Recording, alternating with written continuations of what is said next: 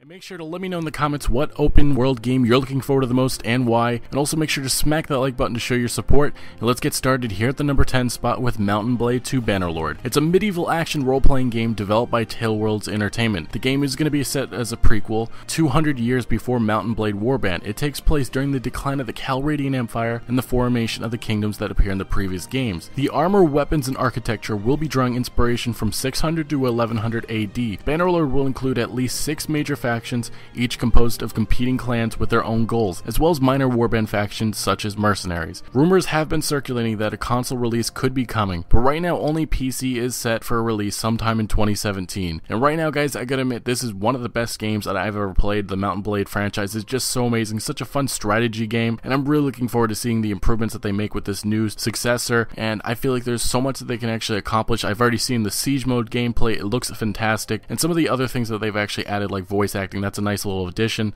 I'm just really looking forward to seeing the different types of mods that can be created and the creativity that can come from the community. And at the 9th spot, we have Horizon Zero Dawn. It's an action role-playing video game being developed by Guerrilla Games. The plot revolves around Aloy, a hunter and archer who lives in a world overrun by robots. Having been enclosed her whole life, she sets out to discover the dangers that kept her sheltered for so long. Aloy makes use of ranged and melee weapons and stealth tactics to combat the mechanized creatures whose remains can also be looted for resources. The game features an open-world environment for Aloy to explore, divided into tribes that hold side quests to accomplish while the main story guides her throughout the whole world. And honestly, when I first heard of this idea, I thought it was outlandish and crazy, but as I've seen more gameplay, trailers, announcements, and details, I really am intrigued about this title. It looks absolutely amazing. The gameplay has brought my attention just to the main story. I'm really intrigued to see what it has to offer, and hopefully some of these quests, not necessarily just the main story, but some of the side quests can give us some answers on why this world is ruled by these mechanized creatures and what exactly happened to the humans that inhabited it. Now to the number 8 spot, we have Scalebound. It's an action role-playing video game developed by Platinum Games. Players assume control of Drew, who is accompanied by a dragon called Thuban. Players can use a variety of weapons to defeat enemies and may issue commands to the dragon which assists players during battles. Unlike other games developed by Platinum Games, the game puts more focus on the graphical qualities and the role-playing aspect instead of action. And our playable character can also shapeshift into a half-dragon hybrid. When he transforms, his abilities will be significantly strengthened. When this game got delayed in 2016, I got a little bit worried, but I also thought maybe it's just for polishing and making a better game, and hopefully that is what is the case.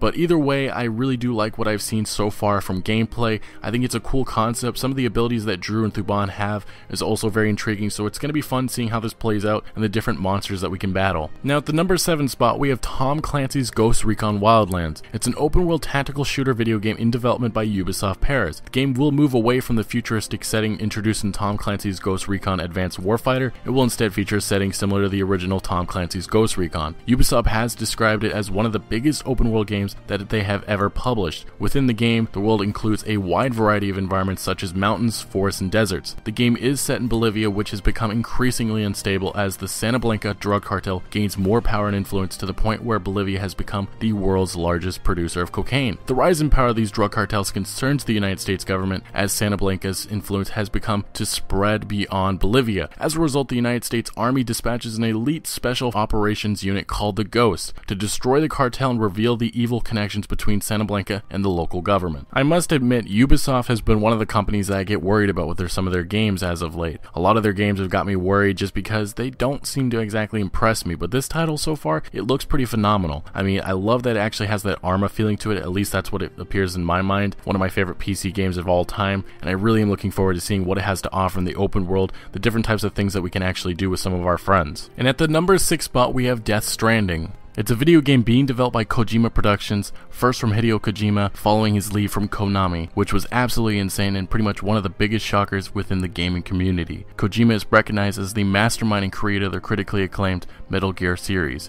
It will star American actor Norman Reedus, who obviously is famous for The Walking Dead, who serves as the basis for the main protagonist, and this game will be a single player only. Kojima described the game's genre as a sort of action game, but with new and different elements. One of the key aspects of the trailer that we saw is the idea of a connection between life and death. We don't really know much except for this little teaser trailer that we were given, but this is being helmed by Kojima, which has to be on everybody's radar just because he's one of the best gaming developers out there, one of the best storytellers. Just overall, he creates such amazing stories and amazing worlds to explore. So if you don't have Death Stranding on your radar, look into it, guys. It's just an absolutely insane concept. We don't know much about it, but you gotta trust Kojima to bring us something that Game of the Year worthy.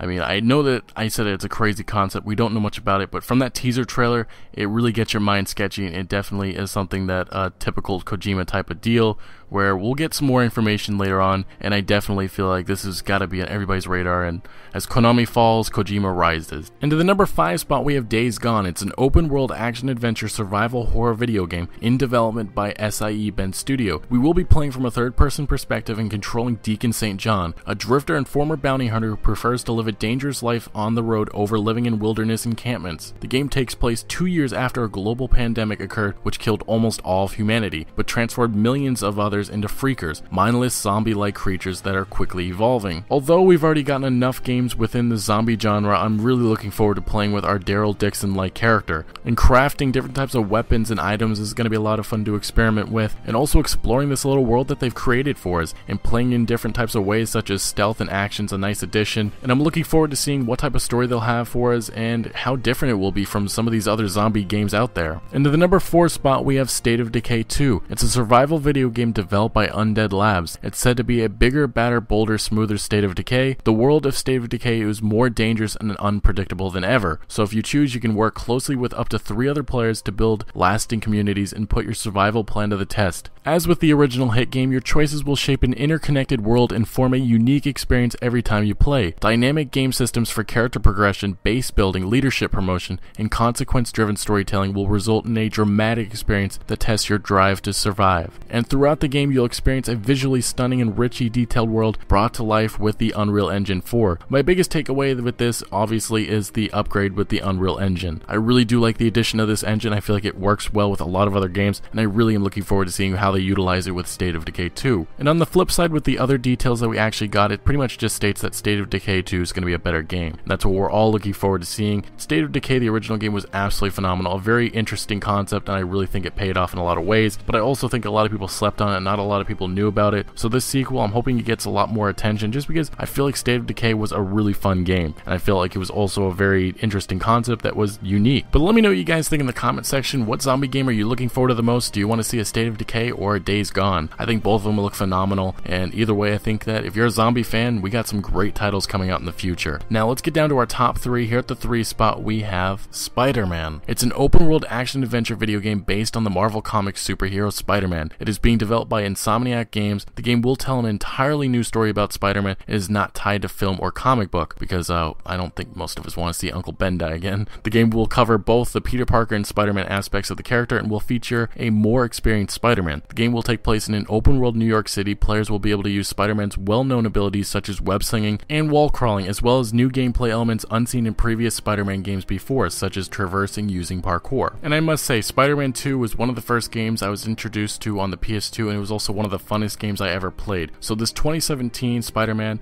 a more experienced Peter Parker, is going to be a lot of fun to explore with, and utilizing his new abilities and interacting with different types of characters and villains is also going to be a big blast. A lot of things I'm looking forward to seeing in Spider-Man, so I really hope Insomniac Games knocks us out of the park. Now to the number 2 spot, one of the games I've discussed a lot on my channel recently, and that is Red Dead 3 or Red Dead Redemption 2. It's an open-world western action-adventure video game. In 2016, it was leaked with an in-game map that Red Dead Redemption 2, or the next Red Dead, was on the way. Multiple sources confirmed this, including Tech Radar.